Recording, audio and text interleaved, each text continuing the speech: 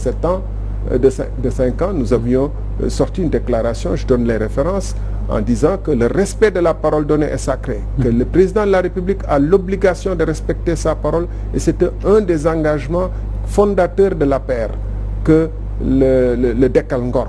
Et le Dekkal Ngor a pour point d'ancrage principal le respect de la parole. Je crois aussi que quand, par exemple, il a voulu défendre à Kaffrine, si je ne m'abuse, la transhumance, le week-end d'après, je suis allé à Thiès et chez un de vos confrères de l'AS, on peut chercher dans les archives, on trouvera, j'ai dit personnellement que la transhumance est une abomination qui ne correspond et que je n'entends même pas envisager un jour, moi, de démarcher des gens de Réumi. En l'occurrence, le cas d'espèce ici, je le disais en 2000, enfin j'ai oublié la date exacte.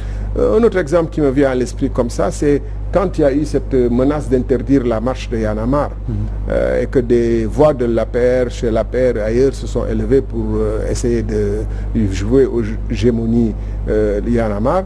Je crois que j'ai été une des voix à l'intérieur avec Moustapha Diakhaté qui avons dit publiquement par presse interposée que nous nous inscrivions totalement en porte-à-faux avec toute interdiction, parce que nous-mêmes nous marchions, je me rappelle bien, je dis, nous-mêmes nous marchions avec Y'en a marre face au même ministère de l'Intérieur qui nous interdisait les manifestations. Et aujourd'hui, les rôles semblent inversés, on utilise les mêmes arguments. Donc, on ne peut pas me faire le procès de n'avoir rien dit. Et puis mieux, d'avoir pris position sur les grands dossiers qui concernaient l'intérêt supérieur de la nation. Justement, les grands dossiers, parlons-en, le pétrole notamment.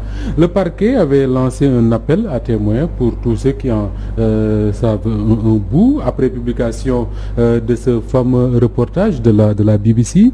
Est-ce que vous aviez répondu à cet appel? Je suis allé me présenter à la DIC, devant le commissaire, et par respect à la police. Comme je l'ai dit, si la police m'appelle et que je ne vais pas, pourquoi devrais-je un jour demander secours à la police? Mais j'ai très clairement dit 2 ou 3 choses. Et j'ai refusé la déposition pour 2 ou 3 raisons. Après, ils m'ont demandé de l'écrire sur le PV. J'ai dit, le fait de l'écrire sur le PV même vaut caution de votre démarche à laquelle je ne crois pas. Je vous respecte, mais je ne crois pas à votre démarche. Premièrement, le ministre de l'Intérieur à l'époque se trouvait être Aly Ngouille Ndiaye. L'un des principaux suspects dans cette affaire. Comment peut-il être ministre de l'Intérieur? On lui rend compte après de ma déposition. Deuxièmement, ça je commence par les questions de forme avant de venir sur le fond. Deuxièmement, mais les premiers qui auraient dû être interpellés si on voulait être dans une démarche cohérente de recherche d'établissement de la vérité, c'est les principaux suspects, à savoir Abdoulaye Wade, Karim Wade, Macky Sall, qui, en tant que président, on peut se poser la question dans quelle mesure il peut être convoqué, mais Aly Ngouille Ndiaye, c'est eux les principaux acteurs de cette situation. Ça, c'était pour la forme. Dans le fond, vous savez, cette enquête-là, je le dis avec toute la désolation nécessaire, traduit le fait que notre justice est instrumentalisée. Et c'est pourquoi je parlais tout à l'heure d'État mafieux, ou de pays mafieux, ou de système mafieux, où c'est la loi du silence et la loi du plus fort qui règne. Pourquoi? Parce que le rapport de l'IGE était du domaine public. Si la BBC a pu en avoir accès, le procureur a pu en avoir accès. Donc il a accès à toute l'information sur les stratagèmes par lesquels les supposés malfaiteurs ont pu agir. Il doit pouvoir se servir de ça comme pièce à premier élément pour pouvoir conduire son enquête. Mais ils l'ont nié. Ils ont même essayé de faire croire aux Sénégalais que ce rapport, dont ils ne peuvent pas nier l'existence, n'a pas été reçu par le président de la République. Sur quoi ils se fondent pour a priori tirer une conclusion qui n'aurait dû résulter que d'une enquête sérieuse. Mais le Premier ministre de l'Intérieur s'est fendu d'un communiqué le 10 juin 2013 18 ou 19, c'est 2019, si je ne m'abuse, 10 juin 2019 exactement, pour le jour de la Korité, pour dire que le président de la République n'a pas reçu le rapport et que on va faire une enquête qui aurait été confiée à la section de recherche pour pouvoir établir pourquoi il n'a pas reçu. Un an et demi après, on n'a toujours pas les conclusions de cette enquête. On ne sait toujours pas pourquoi le président de la République n'a pas reçu le rapport de l'IGE. Mais c'est la preuve la plus patente que c'était un stratagème délibérément organisé pour pouvoir noyer cette affaire-là. Mais rapport pour rapport, il y a eu ce rapport de l'IGE, mais il y a eu aussi ce, j'ouvre les guillemets, ce faux rapport de présentation dont vous parlez dans votre livre. Un faux rapport de présentation qui a été diligenté par les services du ministère de l'Énergie. Vous, en tant que ministre de l'Énergie, vous en avez eu connaissance, mais en tout cas, vous n'en parlez pas, vous n'en faites pas état publiquement. Qu'est-ce qui justifie un peu cette attitude? Terminons d'abord avec le rapport de l'IGE pour démontrer la conspiration du silence qui m'a amené à parler. Et quand on dit il révèle des secrets d'État, en réalité je révèle une conspiration d'État. Et aussi bien la Constitution que les lois du pays, notamment la loi 22 de septembre 2012, 22-2012, promulguée par Macky Sall, fait état à tout agent de l'État et un fonctionnaire qui est au courant de concussion, de faits de corruption qui frappe l'État, qui fait l'obligation d'en parler. Moi, je suis dans l'obligation, si je constate une conspiration, d'en parler. Premièrement. Mais deuxièmement et surtout, ce rapport-là, le directeur général de Petrosen et certains des collaborateurs directs que j'avais au niveau du ministère ont été interrogés par l'inspection générale d'État. Ils ont, en 2012, je précise, ils ont déposé par écrit et signé des éléments qui tendent à démontrer que non seulement Petro-Tim n'était pas compétente pour pouvoir disposer des permis sur Rufisque Offshore Profond et Kayar Offshore Profond, mais en plus et surtout que tout a été frauduleusement fait puisque antidaté, puisque Petro-Tim a été créé le 19 et les contrats ont été signés le 17, etc., etc. Il y a en tout cas suffisamment de convergence et de faits connus par ces personnes. Quand moi je viens ministre, je les interroge sur ces différentes, parce que je suis quand même très perturbé par les rumeurs que j'entends à gauche, à droite, et par aussi le fait que Timis, c'est vraiment une entreprise crépusculaire, c'est le cas pour le dire, qui fantomatique, qui ne se présente pas, qui ne participe pas aux réunions, qui ne participe pas au financement. Ça, vous avez pu le constater en tant que ministre, qu'il n'y a pas trace du tout de Timis. Ils ne sont pas présents, c'est la seule entreprise parmi toutes celles qui étaient dans le secteur, parce qu'on avait découvert du pétrole par exemple à Sangomar, et toutes les entreprises concernées venaient me voir régulièrement et me faire des points. Sur Saint-Louis Offshore Profond et Kayar Offshore Profond, seul Cosmos se présentait. Timis était, pour ainsi dire, dans le crépuscule le plus noir. Et donc, quand je les interrogeais sur Timis, mais ils feignaient de n'en savoir pas plus que moi, alors qu'ils ont été interrogés par l'inspection générale d'État. Ça veut dire quoi? Ça veut dire qu'on les a instruits de se taire, parce que tout ce beau monde ne peut pas se taire. Et ça veut dire qu'on leur a dit de ne jamais pas mentionner le rapport de l'IGE. Donc quand on prétend que le rapport de l'IGE n'a pas été reçu par le président, que le président a oublié, le directeur de cabinet du président a oublié, tout le monde a oublié, cette amnésie collective est une amnésie organisée. Et le premier qui aurait pu en être victime, c'est le ministre de l'Énergie que j'étais, qui nageait au début en pleine confiance, que tout allait bien, que tout se passait normalement, et qui au fur et à mesure découvre qu'on lui cache des choses. Mais c'est une république, ça. Le dire, c'est révéler des secrets d'État, ça. Mieux. Vous dites que le rapport de présentation... Le faux rapport de présentation, effectivement, a été élaboré. Mais toutes les personnes avec qui je travaillais à l'époque le savaient. J'étais le seul à n'être pas au courant que PetroAsia était une pure invention. Quand Aly Ngouille Ndiaye rédige les rapports de présentation, une entreprise sortie de nulle part, PetroAsia, devient la maison mère. Sans qu'il y ait aucune transaction ou aucun document qui prouverait, qui en attesterait la réalité. Donc là, véritablement, on est dans le cas du faux délibéré. Et les gens avec qui je travaillais le savaient, ne m'ont jamais rien dit. Alors, pourquoi on a créé de faux rapports de présentation? Ça, le procureur l'a entendu. Qu'est-ce qui l'a empêché, avant de convoquer les soi-disant témoins de l'aîné la règle de l'art en matière d'enquête, je ne suis pas un enquêteur, mais je suis un auditeur international de l'aviation civile, qui a été certifié auditeur et qui a fait d'audit dans énormément de pays. Je sais aussi comment on fait les enquêtes avions. Et la règle première en matière d'enquête, c'est quand vous avez des indices probants, c'est de les réunir tous, d'essayer de les décrypter. Et c'est en ce sens, en ce moment d'ailleurs, que quand vous rencontrez les témoins, vous avez des questions pertinentes et cohérentes à les poser, etc. Justement, restons dans le domaine de la loi. Vous caricaturez un peu Wade dans votre livre comme étant un éléphant dans un magasin de porcelaine, on dirait. Macky Sall, vous l'avez pratiqué de l'intérieur. Donc si vous aviez un peu à les comparer, et le rapport par rapport à la norme, lequel d'entre eux est beaucoup plus à cheval sur les règles?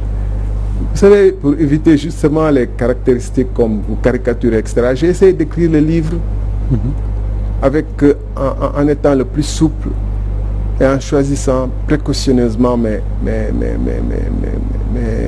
qualifications et en donnant des exemples précis. Quand le président de la République, Abdoulaye Wade, va à Benghazi, alors que l'Europe et les Amériques bombardent un pays africain pour de fallacieux prétextes. Kadhafi est un dictateur, mais combien de dictatures y a-t-il en Afrique ou ailleurs dans le monde? Et Kadhafi a été quelqu'un qui a assidûment fréquenté Wade, et que Wade a assidûment fréquenté. Même notre culture africaine nous empêche dans ces conditions-là de tirer sur l'ambulance Kadhafi.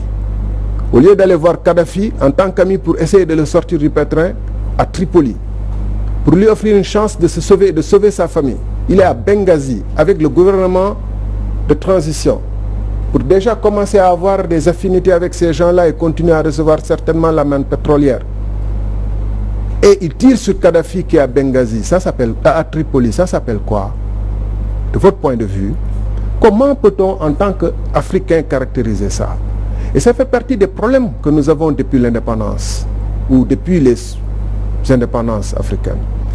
C'est que tout peut nous arriver, des coups d'État à nos frontières, des Bob Denard qui débarquent aux Comores ou à Cotonou, etc., etc. La mainmise étrangère partout qui font et défendent nos régimes, sans que ça ne nous... Et ça, c'est choquant. Et les mots qu'on utilise ne sont jamais suffisamment forts, parce que la Libye depuis lors est déchirée. Pour ce qui concerne notre président, je trouve même que l'autre avait plus de... Malgré ce que je viens de dire sur lui, et qui est grave devant le tribunal et l'histoire, l'autre avait peut-être un peu plus de bagou dans ce qu'il faisait. Il avançait au moins masqué. C'est pourquoi, d'ailleurs, certains de vos confrères ont tendance à le qualifier comme un stratège politique, ce qui est une analyse, à mon avis, c'est là où on doit utiliser les mots que vous utilisez, caricature, ce qui est une analyse trop sommaire. Quand on est dans un pays où le désespoir est partout, les compagnies aériennes sénégalaises risquent de fermer, privées comme nationales, on parle de possibilité de licenciement dans beaucoup à cause de la pandémie. Nos enfants vont en mer. Ce qu'on attend d'un président de la République en ces circonstances-là, c'est de montrer son génie créateur et sa capacité de galvaniser le peuple et de proposer des solutions novatrices pour arrêter la tragédie qu'on est en train de vivre. Il ne le fait pas. Ce n'est pas les calculs politiciens à la petite semaine qui permettent d'acheter certains opposants et que des soi-disant observateurs applaudissent le génie. Le génie, et c'est ça notre histoire. C'est ça pourquoi notre indépendance, on n'en a rien fait jusqu'à aujourd'hui. Des petits calculs à la semaine, il y a des gens qui saluent ça comme étant le summum de la stratégie politique. Alors que notre pays est en train de sombrer aujourd'hui. Voilà notre problème. C'est que même quand le président de la République se fourvoie et se fourvoie terriblement, Il y a des gens à l'applaudir et à trouver que décidément c'est un génie. Ibrahima. Revenant à Latif Coulibaly, dans l'émission que vous avez citée tantôt, il dit que vous n'avez, dans votre livre, vous n'avez pas apporté des preuves de ce que vous avancez. Il n'a pas lu le livre. Donc, qu'est-ce que vous lui répondez? Je ne lui répondrai pas parce qu'il n'a pas lu le livre. Parce qu'il y a deux Abdou Latif Coulibaly. Lesquels? Celui qui existait avant, qui écrivait le naufrage du Joola, qui apportait moins de preuves que je ne donne ici, et celui qui se fait aujourd'hui l'avocat du diable. Mais il dit que... Non, mais je vous réponds. Il dit que dans son livre, il a consacré 15 pages, si j'ai bonne mémoire, 15 pages à répondre à votre livre. Il a répondu à rien. Donc ça veut dire qu'il l'a lu. Il a répondu à rien. Je vous donne un exemple.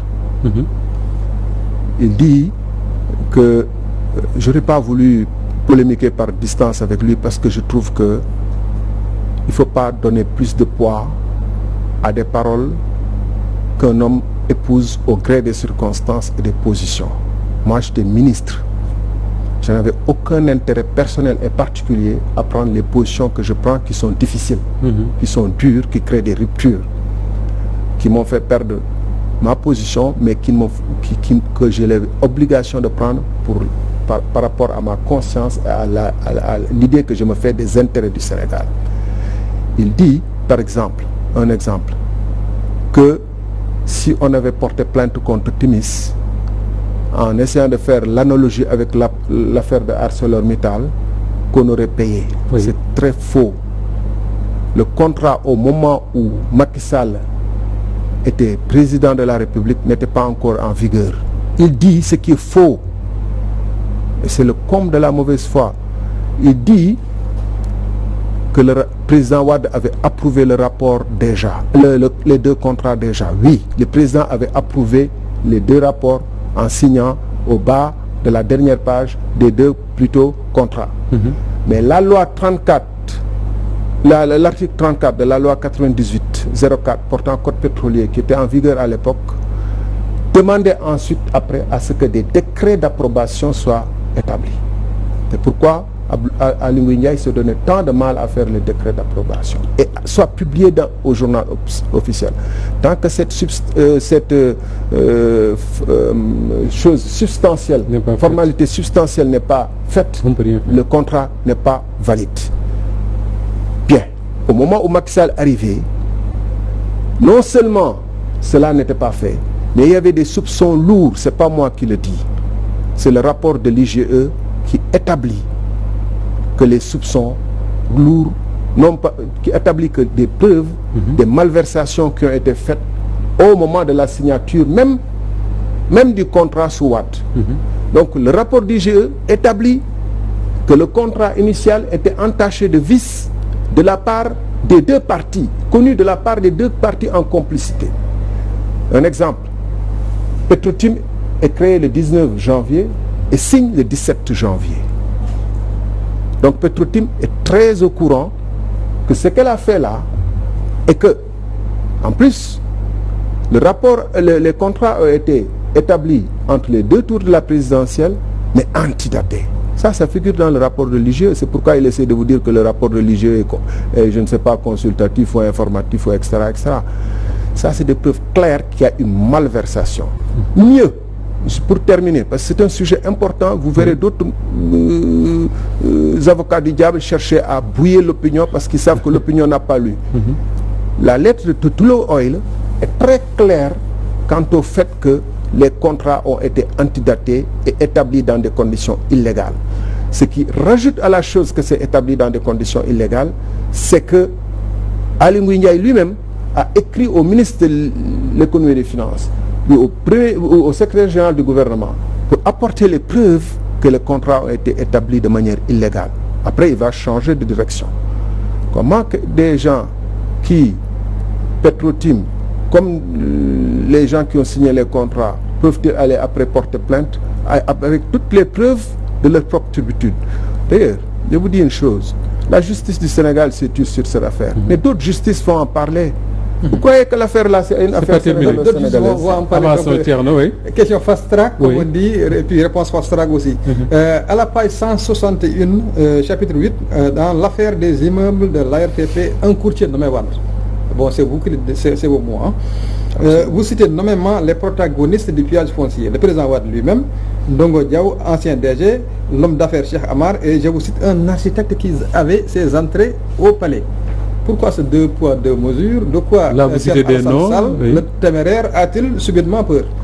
Non, c'est pas, j'ai pas peur. L'écriture aussi, c'est une sorte d'énigme et d'appel à la réflexion et c'est un style, l'écriture. Vous essayez de garder le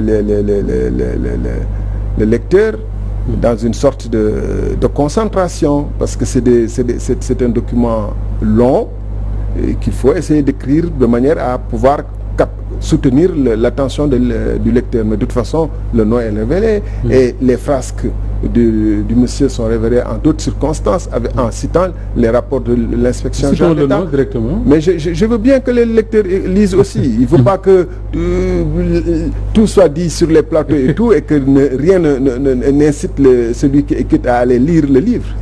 Mais vous offrez là l'occasion de montrer qu'il ne s'agit pas d'un livre sur le pétrole ni d'un livre sur le régime de Macky Sall.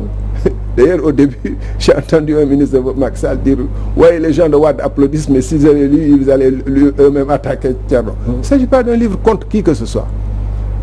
dañu ne ku ñu wax say jëf nga jooy da nga war a seetaat sa bopp bul wax ki ko wax. Vraiment, il vous est reproché une certaine inconséquence. Parce que, oui, on dit que vous avez paraphé le fameux protocole de l'Élysée à Paris. Et ensuite, vous revenez au Sénégal le 2 mai, au moment de signer le contrat, vous refusez de le signer. Donc, entre-temps, qu'est-ce qui s'est passé pour que vous refusiez de confirmer votre paraphe qui a été fait à Paris? Je vais vous taquiner, je vais vous reprocher aussi une certaine facilité. Depuis qu'on en parle, vous aurez dû sortir le protocole de Paris, il est sur Internet. Sortir le contrat et voir la différence. Je le dis aux Sénégalais, je dis, il y a le jour et la nuit entre le protocole de Paris et le contrat final. Ah oui, c'est différent. Mais c'est totalement différent. Et c'est ce que j'essaie de montrer dans le chapitre et de montrer avec ces tweets.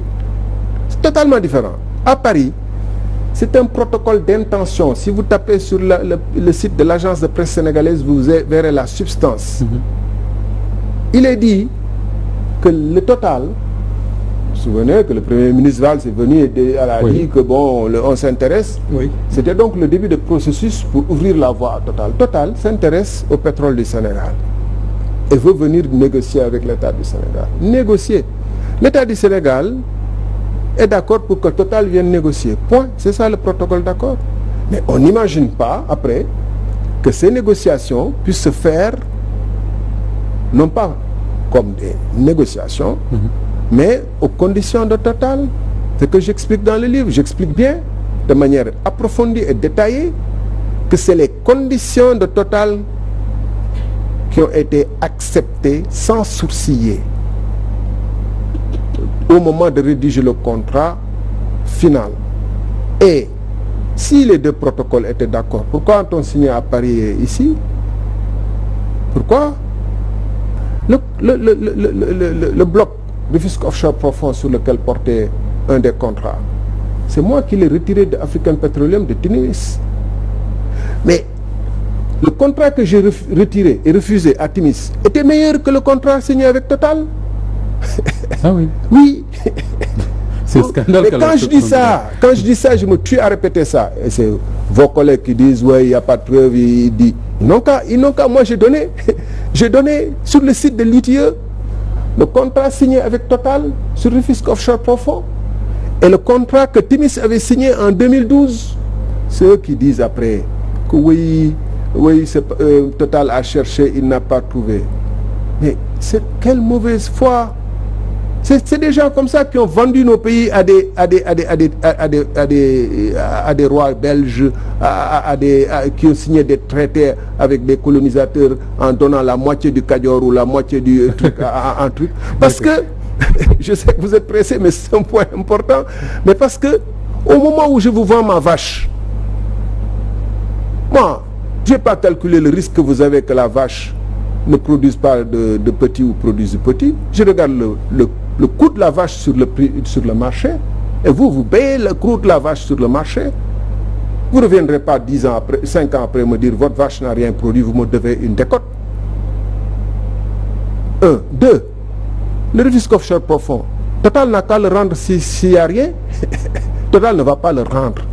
Parce qu'il y a quelque chose. Mais parce qu'il continue à espérer.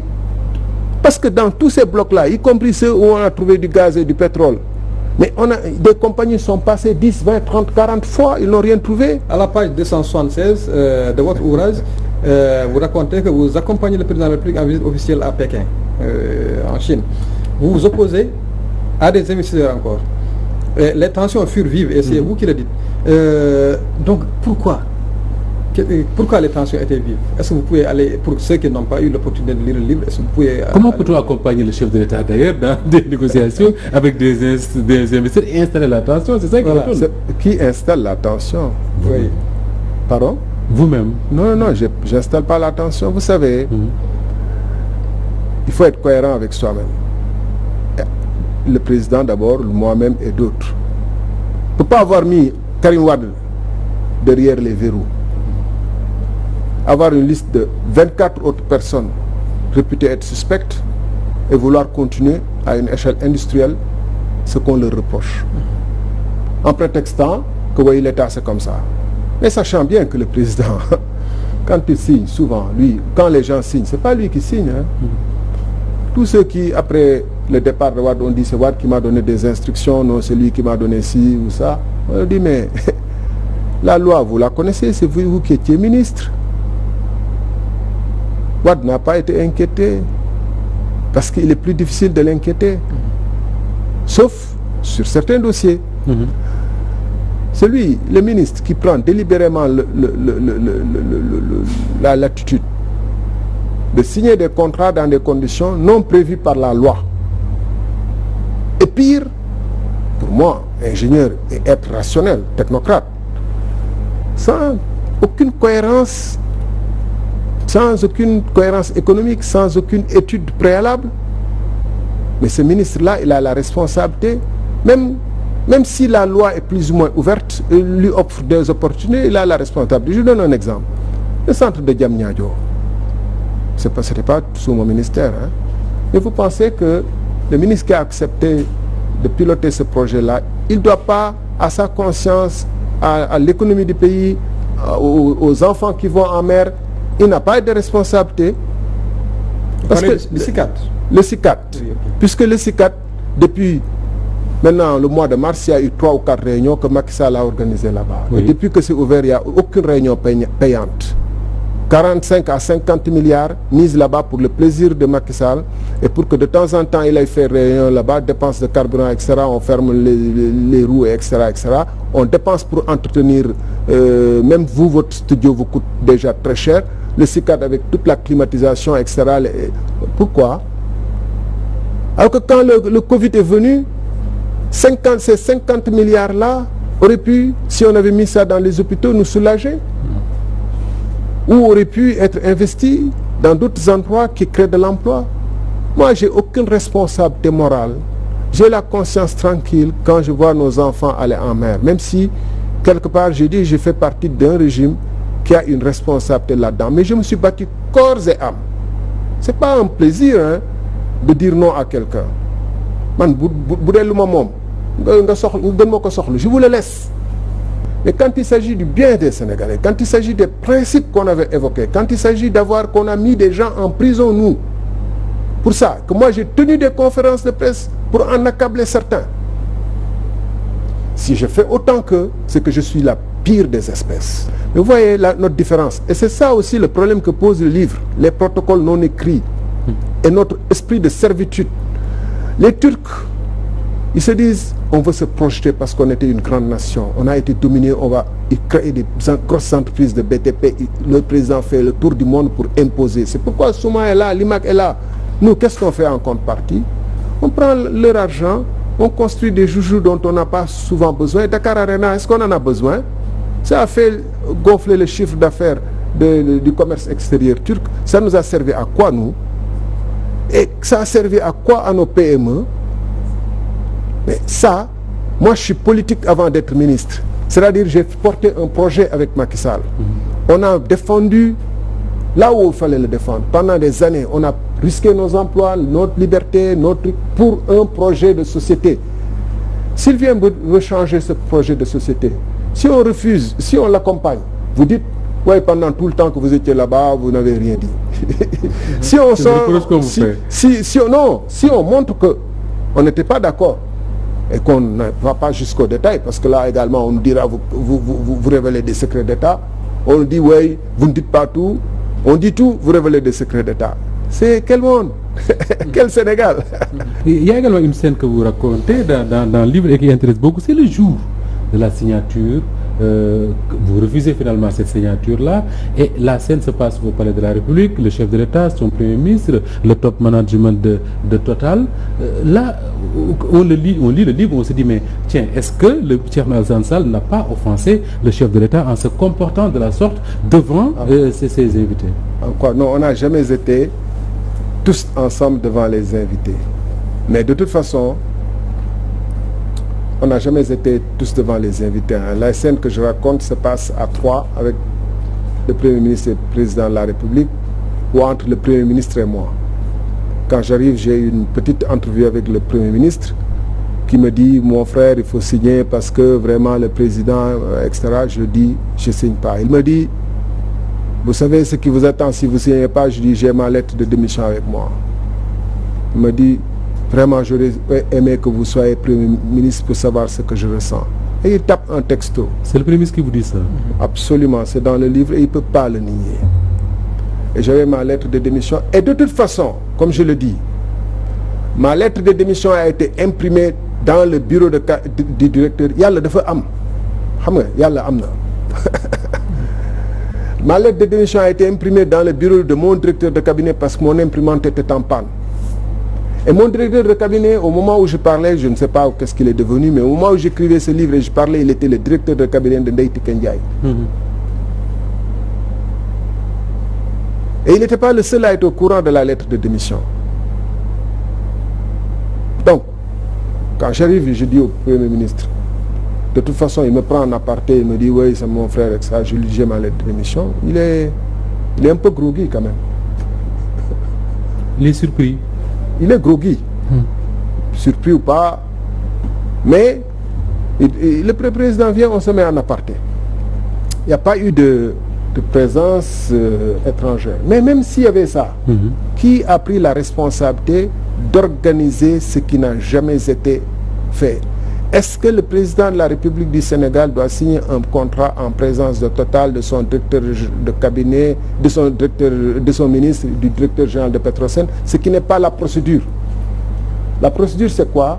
C'est Total négocier avec Petrosen, nous envoie le rapport de négociation, on est d'accord, on demande l'avis du ministre de l'économie et des finances, s'il est d'accord, on leur dit signer. Ils signent. Tous les contrats se sont signés comme ça. Ils signent, Total et Petrosen. Ils m'envoient le rapport par voie normale avec des lettres, parce que l'administration, c'est de l'écrit. Avec leur appréciation et pour que demain, on dise que le ministre, même s'il a pu commettre des erreurs, il a été abusé ou pas, il avait l'avis des techniciens ou pas. Et moi, quand je signe, j'envoie au président de la République pour approbation. Mais si le président de la République, qui n'ignore rien de ce que tout cela n'a pas été fait, et qui lui-même a fait écrire les contrats par je ne sais qui, je ne sais où, alors que c'est le ministère qui doit élaborer les contrats, prend le soin d'organiser la signature du contrat, même publiquement. Il y a deux choix. Ou je ne viens pas pour épargner la République, et j'ai expliqué qu'à Paris, j'ai signé pour épargner la République. Et si je le fais, on va dire dafa daw, et on va, la propagande de l'État et leur machine de communication va dire que oui, dafa daw, mais lui, c'est les contrats, etc. Ou Magnou, mais je refuse. Et ça, c'est ça le Thiessois aussi. Pour parler de... Rien à voir avec Nitu Thiès. Comme pour parler de ceux qui disent que Nitu Thiès, etc. C'est ça le Thiessois. Parce que trop, c'est trop.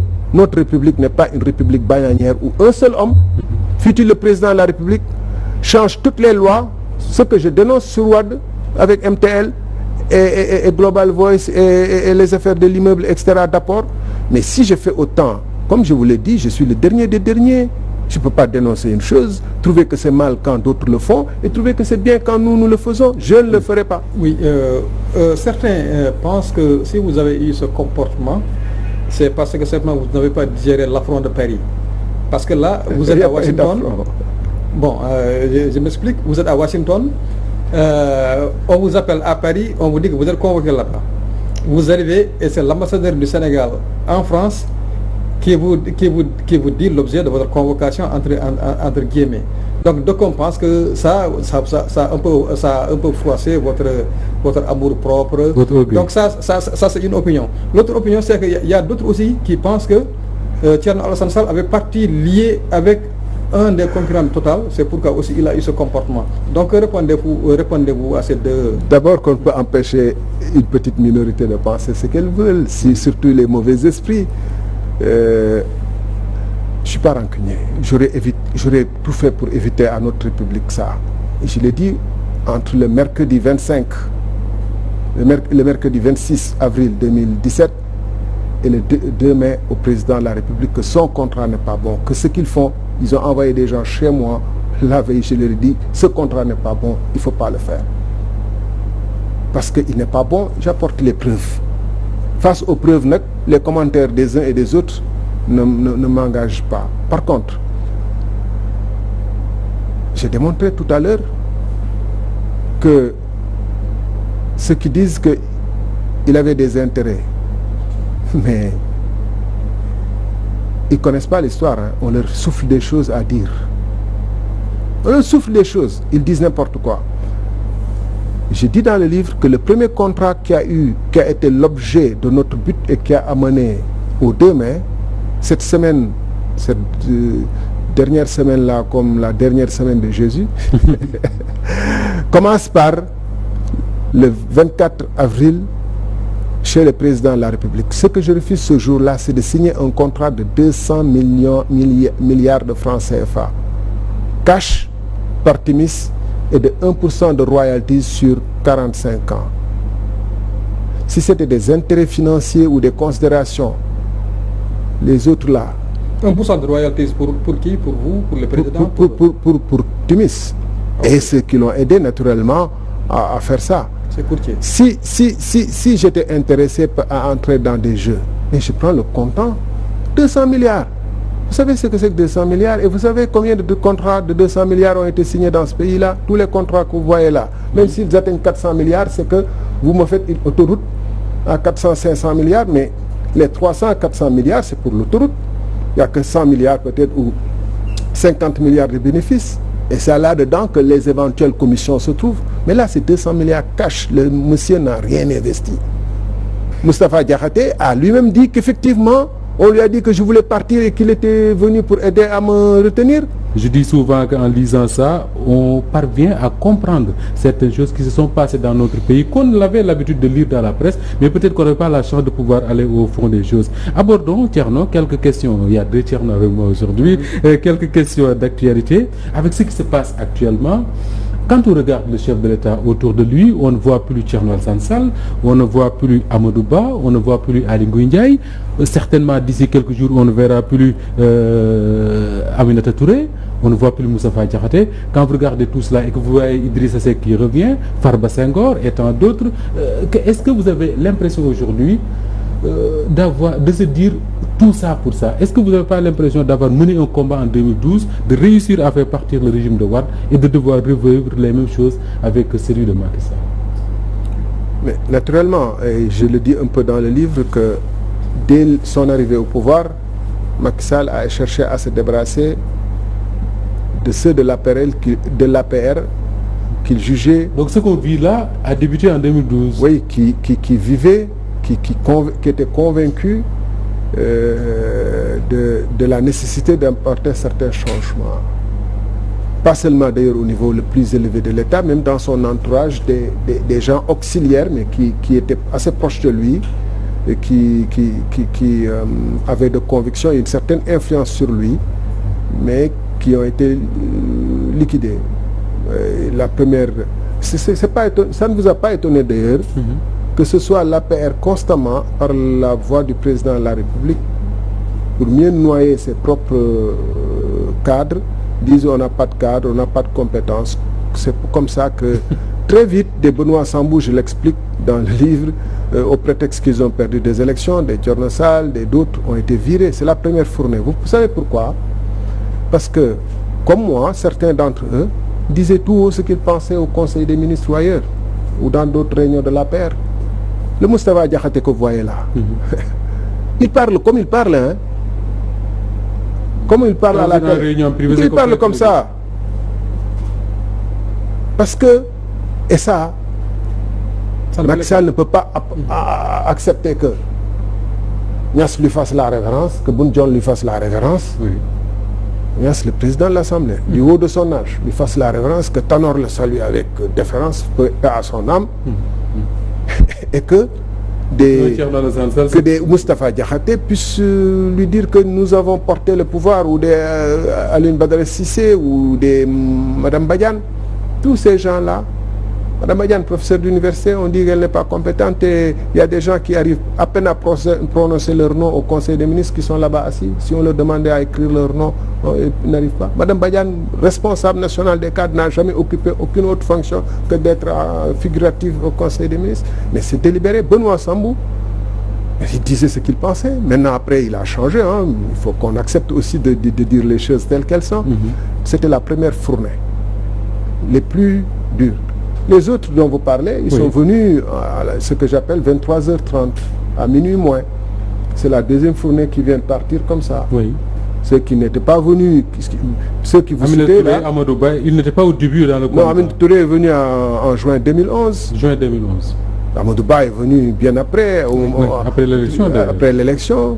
La tournée qui vient de partir là, la fournée qui vient de partir là, les Youm, tout ça, ils sont venus, les Ali Ngouille Ndiaye, tout ça, ils sont venus au moment presque de la récolte, donner un coup de main pour cueillir les fruits. Ceux-là également se sont peut-être sentis pousser avec la durée un peu d'elle, ils avaient un peu de liberté. Je reconnais qu'un Ali Ngouille Ndiaye, malgré tout ce que je dis sur lui, il a quand même il est un peu quand même libre dans sa tête. Il ne se prend pas pour rien. Alors, ceux-là, il faut les liquider. Et c'est d'ailleurs un signe indicateur que Macky Sall a une idée dans sa tête par rapport au pouvoir. Parce que s'il voulait vraiment faire son dernier mandat et laisser le pays dans des meilleures conditions qu'il l'a trouvé, c'est de mobiliser au maximum ses forces, son intelligence, ses moyens et les compétences des Sénégalais vers les défis qui ne manquent qu'à, comme je le disais au début. Parce que pour vous, il veut rester au pouvoir.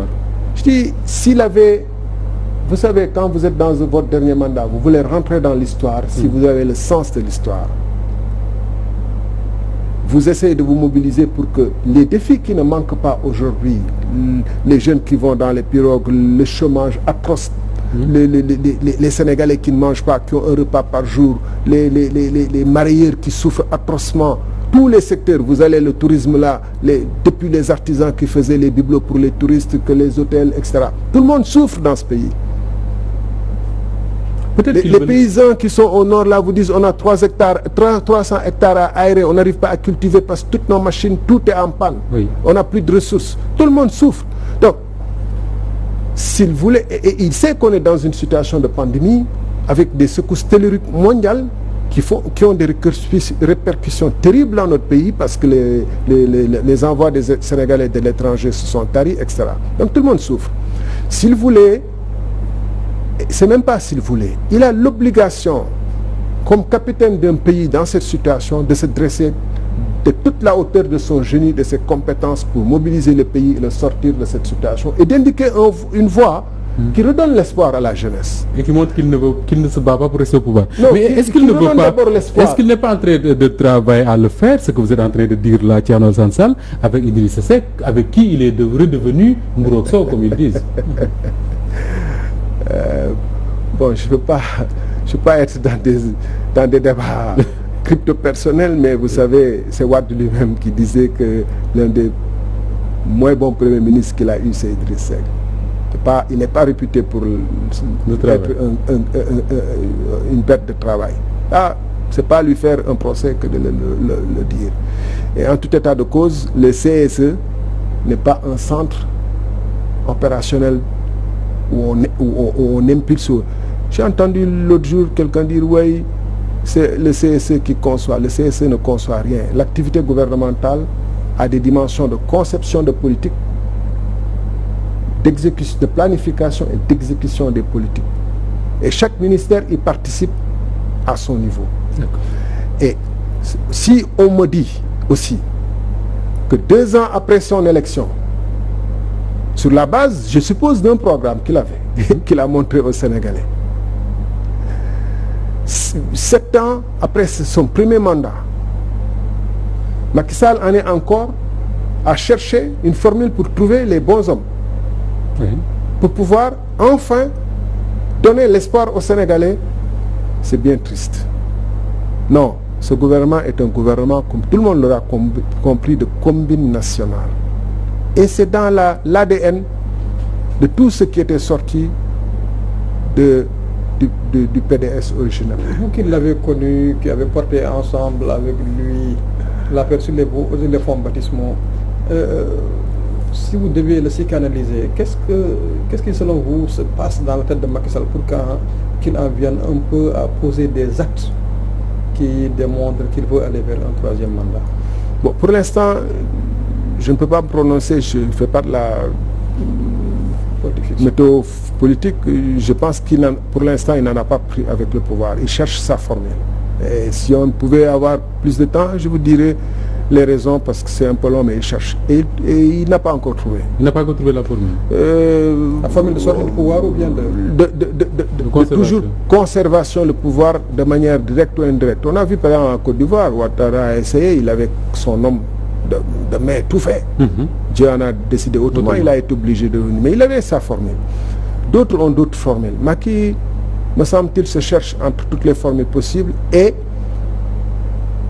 s'essaye à la meilleure formule pour lui en affaiblissant les forces politiques sénégalaises. De toute façon, Idrissa Seck, c'est même s'il sortait aujourd'hui, il ne pouvait plus tirer contre Macky Sall. Lui, c'est quelqu'un qui a été neutralisé. En affaiblissant la société civile sénégalaise, y compris les médias, il faut dire les choses telles qu'elles sont, l'intelligentsia sénégalaise, les universités, etc., etc. Donc il cherche à neutraliser le maximum les mouvements de contestataires comme Y en a marre et autres mouvements, pour que le moment venu, même s'il tente un coup de force, il n'y ait personne en face de lui. Et Dieu seul sait que ce n'est pas la conscience qui l'arrêtera, parce qu'on a vu tout ce qu'il a été capable de faire durant ses 2 premiers mandats. Donc, ce qui m'intéresse, ce n'est pas tant ce qu'il est en train de préparer, parce que ça sent de toute façon mauvais pour le Sénégal. Ah oui. Oui, on le voit déjà avec les gens qui vont en mer, on le voit avec on le voit l'hypercorruption, on le voit avec son incapacité totale. Et je suis sidéré quand je vois des observateurs essayer de lui prêter un génie, de donner même un espoir. 2 ans après sa prise de pouvoir, c'est comme si son premier mandat est cramé.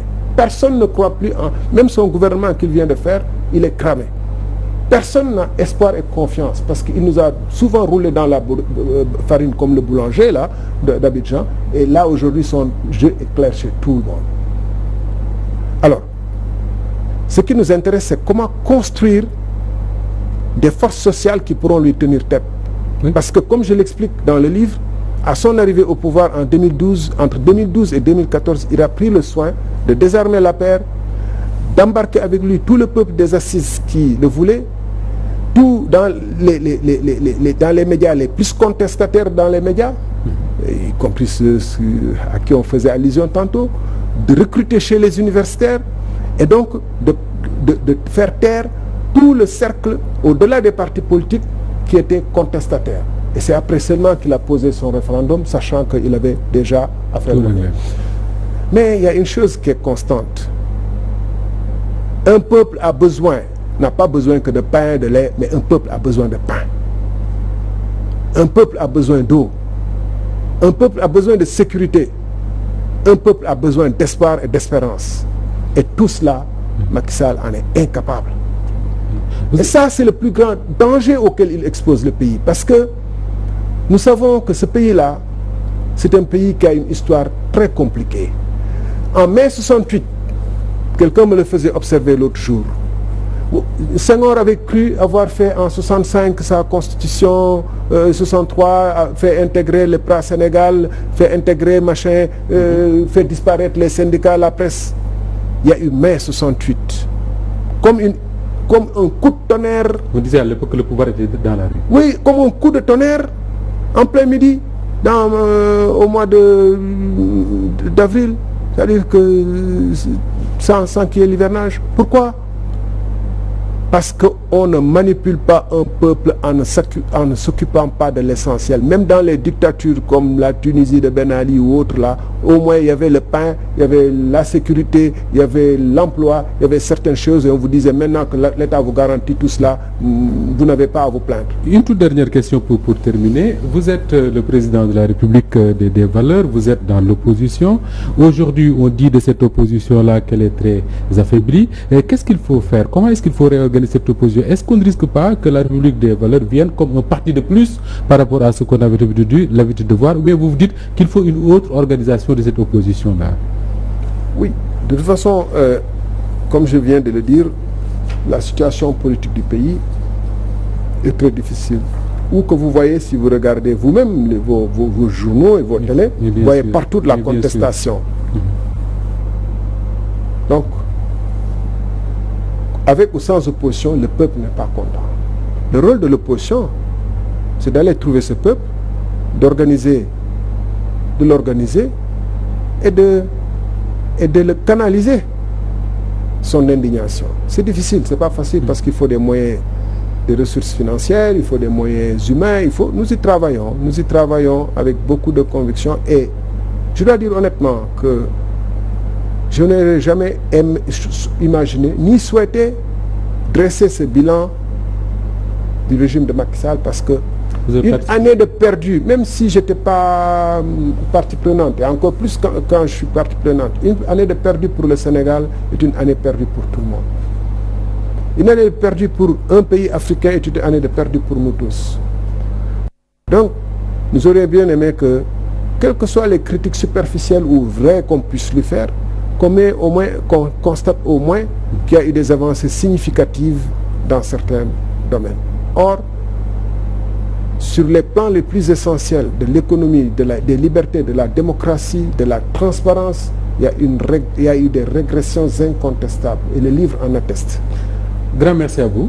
Thierno Alassane Sall, je rappelle que vous êtes le président de la République des valeurs et que vous êtes l'auteur de ce livre qui était l'objet d'ailleurs de notre discussion, le protocole de l'Élysée, confidence d'un ancien ministre sénégalais du pétrole. Vous permettrez juste un petit mot. Oui. Je dois dire toutes mes pensées affectueuses à notre doyen Modignan. Donc je vois dans la presse qui a décidé de se retirer un peu sous la pression de la famille. Nous autres qui essayons de nous battre pour le Sénégal, et je l'ai dit durant l'émission, nous avons des moments de tension à l'intérieur de nos familles, de nos foyers, de nos trucs, extrêmement difficiles. Et je comprends sa situation. Et doyen Modi, et surtout votre famille, le Sénégal vous doit beaucoup. J'ai lu beaucoup de vos contributions depuis 2000 ou 98, avec toujours beaucoup d'intérêt. Et je dis à votre famille, c'est dommage qu'au lieu de soutenir un tel grand homme, vous le poussiez à partir. Tous nos hommages également à Modignan, tout notre respect à Modignan, qui est d'ailleurs très ami à cette maison de Walfadjri. Thierno, Ibrahim Anne, merci à vous, rédacteur en chef de Walf, et merci à toute la rédaction de Walf Quotidien, merci à toute l'équipe technique réunie autour de Cheikh Tidiane Ndiaye, Amdi Sidibé et Mbalo. Merci à Serigne Saliou Bey qui était à la caméra. Mesdames et messieurs, merci de la fidélité au programme de Walf TV et bien à vous.